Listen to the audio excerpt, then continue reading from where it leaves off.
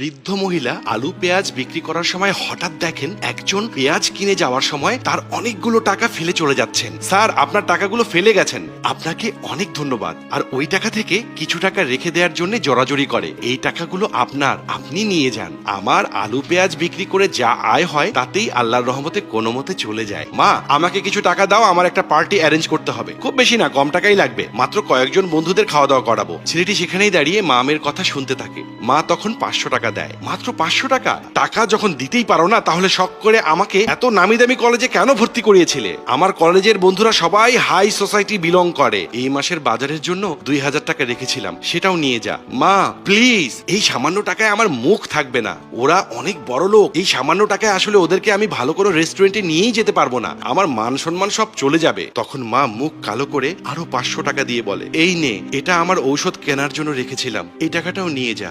আমার কাছে কিন্তু